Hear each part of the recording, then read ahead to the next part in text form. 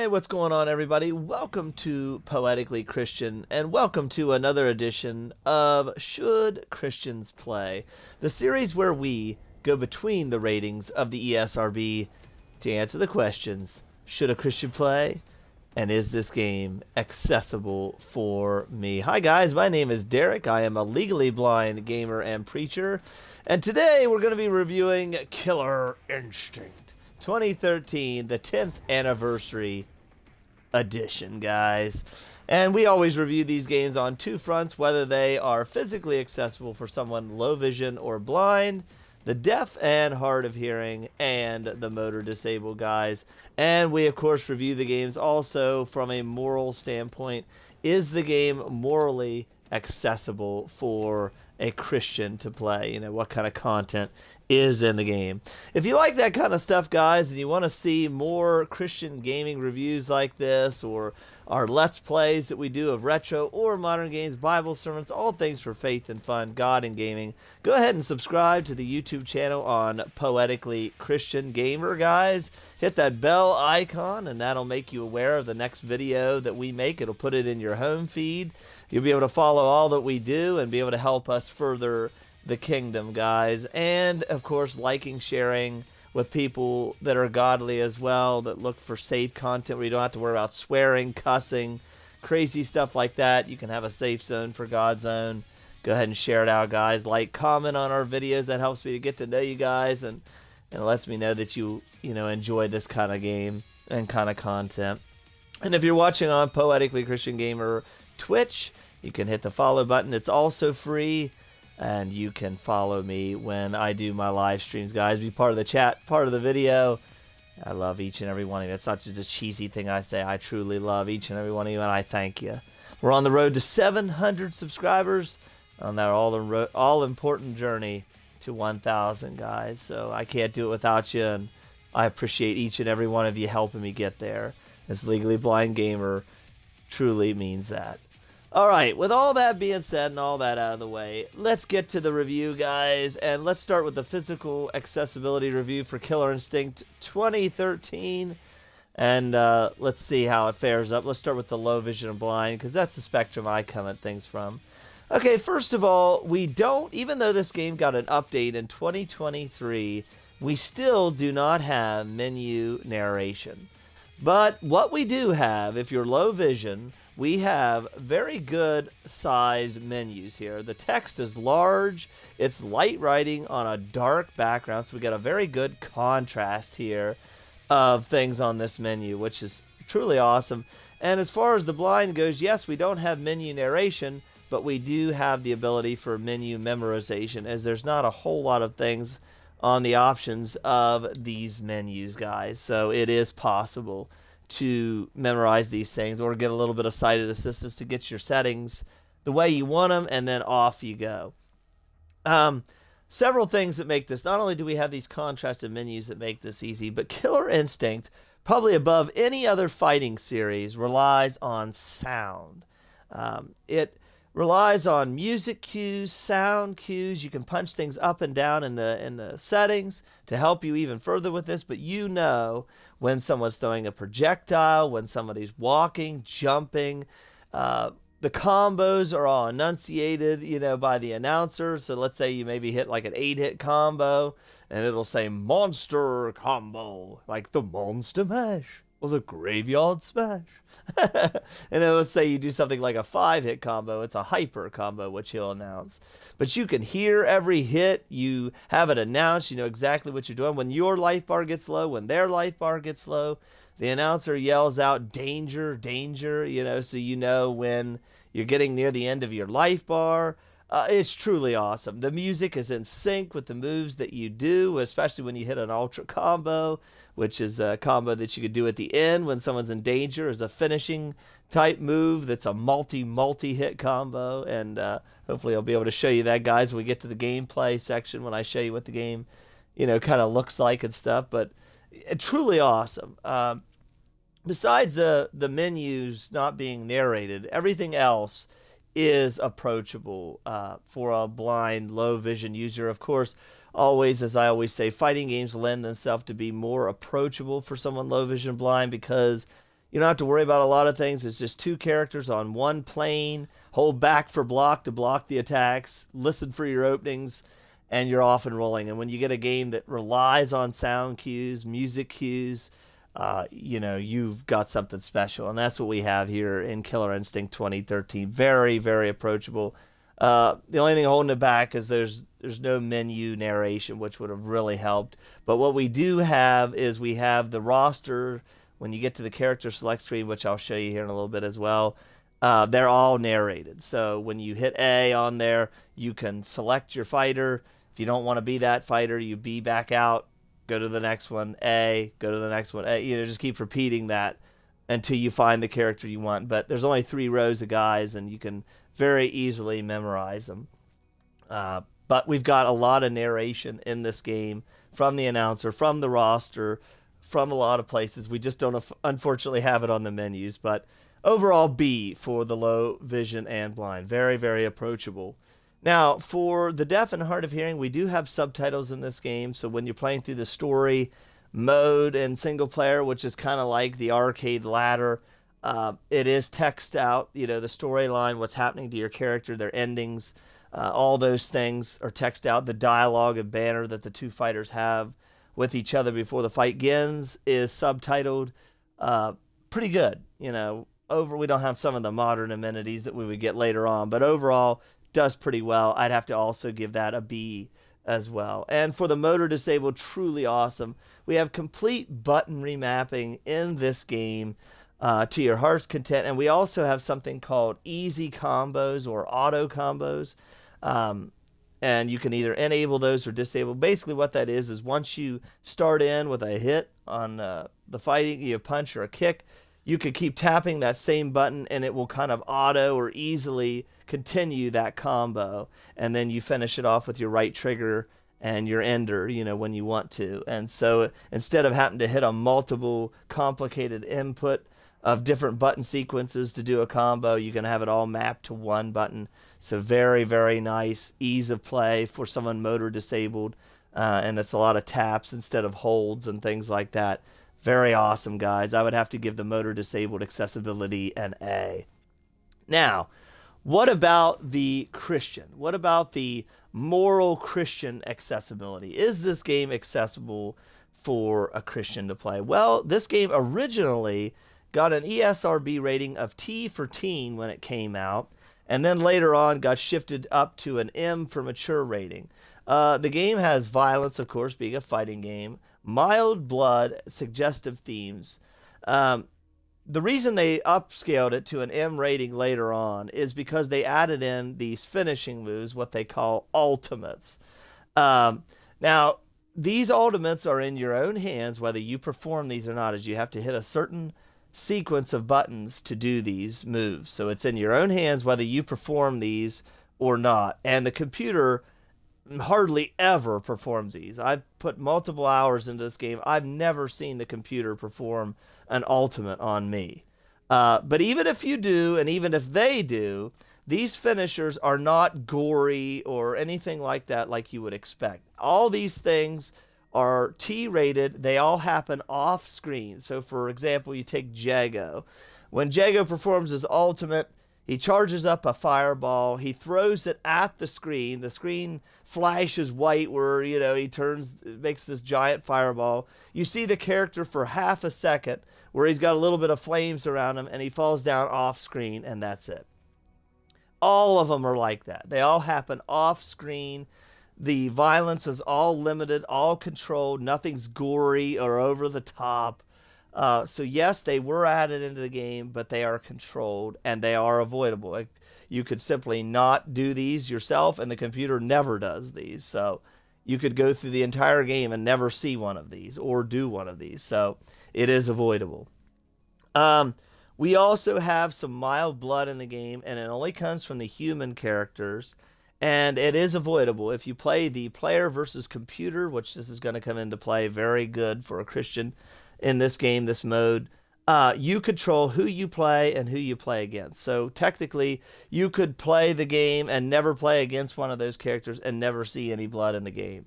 But even when you do play against a human character, let's say you want to play some of the other modes, it is very limited, very mild. You don't see it very often, and it's only with a few characters in the game.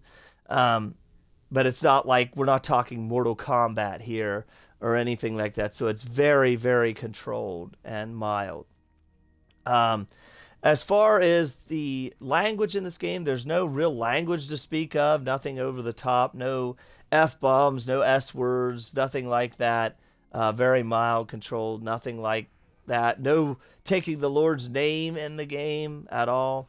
But there is, I will say, the ESRB rating does not, there is blasphemy in this game. There's a couple characters, Khan Ra and Gargos, both refer to themselves at certain times in the lead up. Those banner that they have, the fighters back and forth, they do refer to themselves as God or a God, and that's definitely in the game. However, once again, a wraparound, this is avoidable.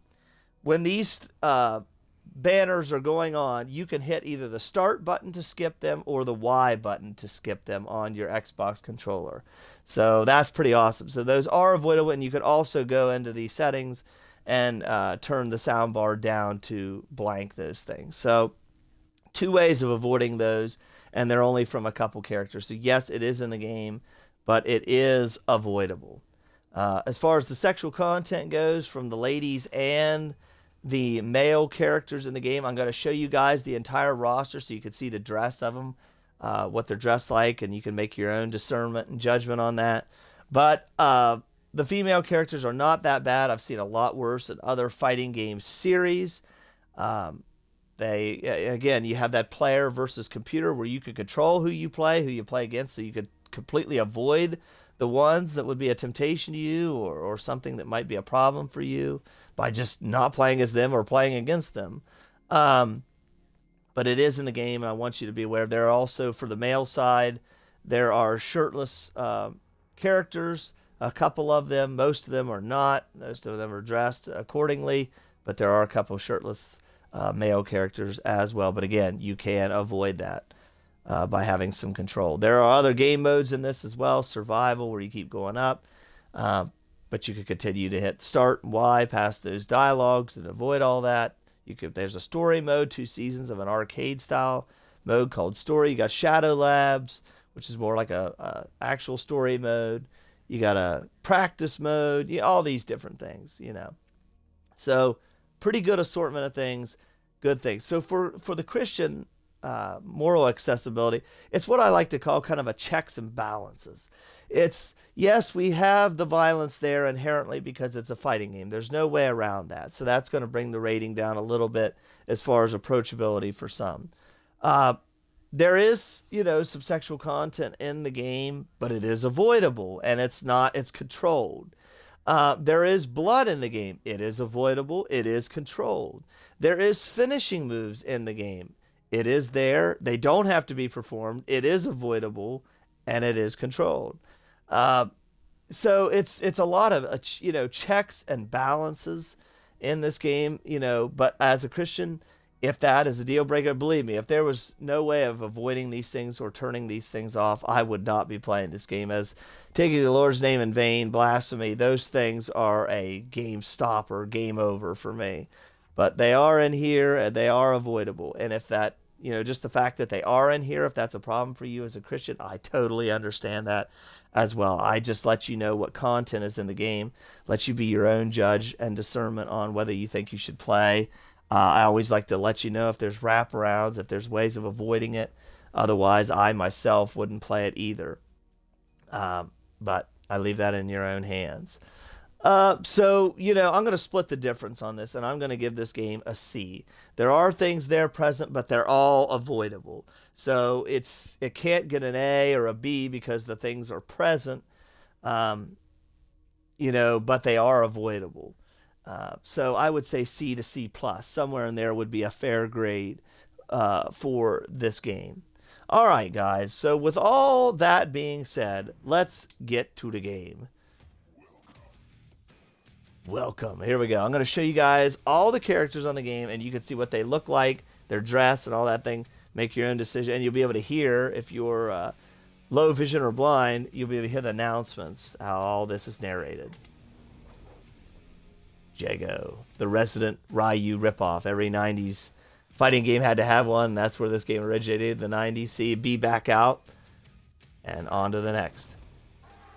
Saberwolf. The werewolf. If that's another problem for Christian, you know, werewolf character being on here. Possibly. But it's here. I'm showing you. You can avoid it by not playing as him. Glacius. If you have that problem with Saberwolf, you can avoid it. Thunder, Chief Thunder. He's just called Thunder in this.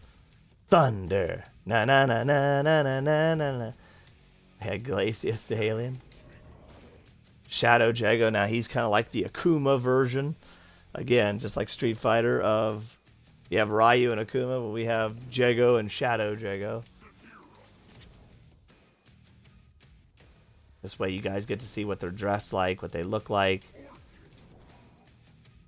Whether it's something you'd want to play or a temptation. See, when you be back out, you just keep going. And they don't show their character. So you don't even have to see them in a picture, you know. There's Spinal. The skeleton. Like Skeletor from He-Man. He-Man, I have the power. Fulgor, the Tin Man, I like to call him. If he only had a heart. The robot. Okay, we're back to Jago. Now to the second row. There's 3 rows of guys.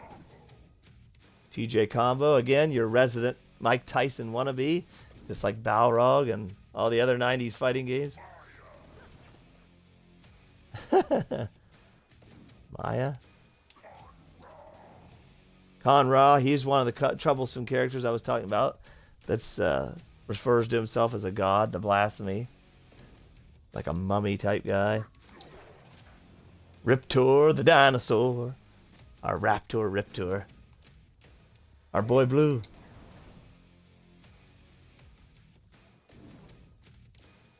Owen. Argonos is huge. Like a giant rock. Like the Thing from Fantastic Four. Just huge scale. Hisako is like Spider-Woman. Cinder is our Johnny Storm wannabe. Flame on! Man made of fire. Plasma. Arya, our female robot. Okay, and then now we're on to the last row, guys. Kimwoo. Tusk. There's Link, guys. You as I talk about my playthrough. If you guys missed it, if I do a playthrough of entire playlist on my YouTube channel, Poetically Christian Gamer, of Blind Preacher Plays Killer Instinct for Christians. You go check that. I played a whole bunch of different Killer Instinct games. So the Arbiter from Halo. That's pretty cool. There's some guest characters on here.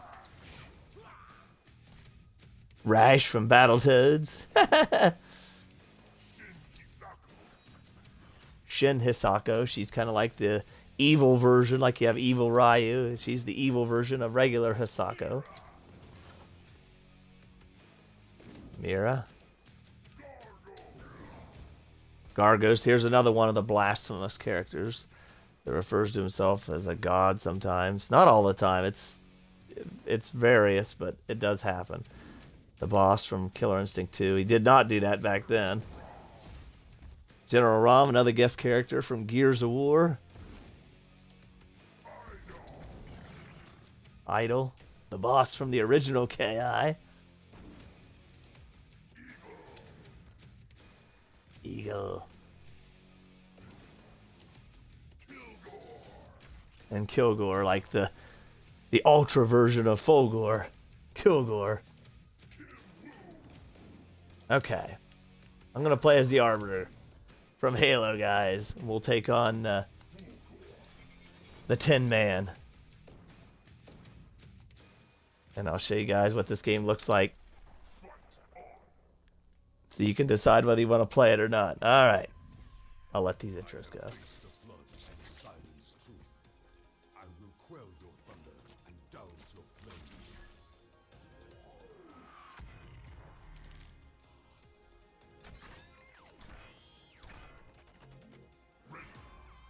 Go, go, Power Ranger.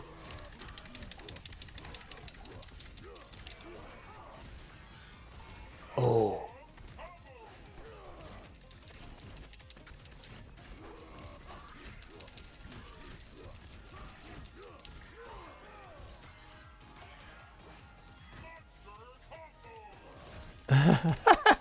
Monster combo.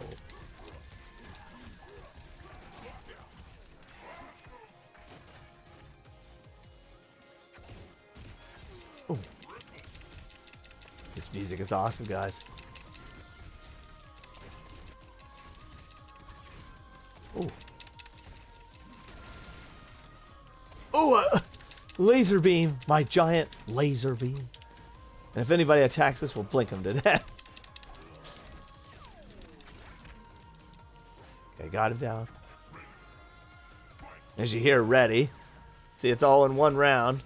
As you guys know, if you play Killer Instinct, there's no round systems, really. Your character just falls, and you hear ready, and you're ready to go again.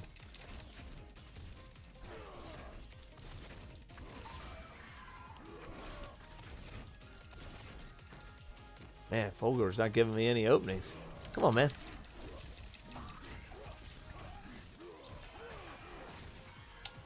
Oh, the Arbiter's awesome.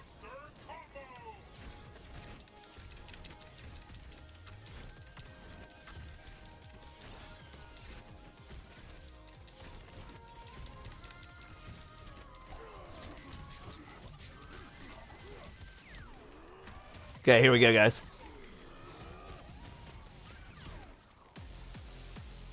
Here's the Ultra. Listen to that music.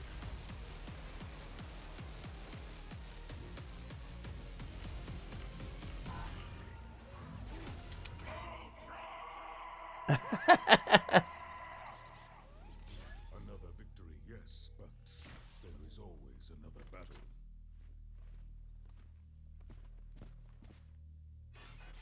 Supreme victory! That's pretty cool, guys. Alright, I hope that helped you guys. I wanted to show you a little bit of what it sounded like, felt like, looked like, so you could decide whether it's something you want to play or not. But yeah, so overall, this review has been hopefully helpful to you guys for the blind and low vision. Like I said, we got the nice size text on the menus. We got nice contrast on the menus. No menu narration, but possibility for menu memorization, guys. We have the narrated roster character select screens, a lot of audio and music cues in the playing, and of course, being a fighting game, it's approachable. Hold back for block, guys. You got all those things, as well as that ease of combo, which actually helps a blind and low vision user as well. So B. For the deaf and hard of hearing, we've got the subtitles during the storylines. We got these subtitles for the banner. We got the subtitles for the endings and the stories. So overall, does its job. B. And for the motor disabled, you have complete button remapping. You do have the ability to enable those auto or easy combos. So awesome. A. And for the moral accessibility side of things, everything is checked and balanced. So, you know, we have violence there because it's a fighting game, so that's got to bring its rating down a little bit and less approachable. But, you know, you have the finishing moves are there, but they are controlled and avoidable. You have the blasphemy in the game from a couple of characters. It is there, it is skippable, it is blankable, it is avoidable, but it's there. We have sexual content from the male and female characters. It is there. It is avoidable, but it's there. We have blood, but it's mild, it's controlled, but it's there and is somewhat avoidable. No language in the game to really speak of, and yeah, so it's a check and balance game. There's things present, but they are avoidable. We have wraparounds for them all. So I think a fair grade is C to C+, guys, for Christian approachability and accessibility. I hope this has helped you. This has been another edition of Should Christians Play? If you like this kind of thing, as I said, subscribe to the YouTube channel. Hit the bell icon. You won't miss any of our future reviews. It'll be able to recommend our videos to you in your home feed on YouTube on Poetically Christian Gamer. And you'll be able to just continue following us. Our sermons, our Let's Plays of retro and modern games, all things we do for faith and fun, God and gaming, guys. And I can't further the kingdom without you. We are all brothers and sisters in this. We're all to help one another as we have our for opportunity, and I can't do without you. I appreciate every time that you give a video a like, as it only takes a second, commenting, anything, a heart, an emoji, anything, and sharing these videos to someone else who would be searching for godly content, a safe zone for God's zone. YouTube's a kind of a vulgar place a lot of times, a lot of language, a lot of profanity. But this is a safe zone for God's own, guys. You don't have to worry about that stuff here. And we play a variety of games, do a variety of content, both spiritual and entertainment-wise. And if you're watching on Poetically Christian Gamer Twitch, hit the follow button, guys. It's free as well. And you can join me in my Let's Plays, be part of the conversation, be part of these videos when I do these Let's Plays. And I love getting to know you guys. I hope this has helped you. This has been another edition of Should Christians Play, the series where we go between the ratings of the ESRB to answer the questions, should a Christian play, and is this game physically accessible for me? I love you, God loves you, and until the next one, bless wishes.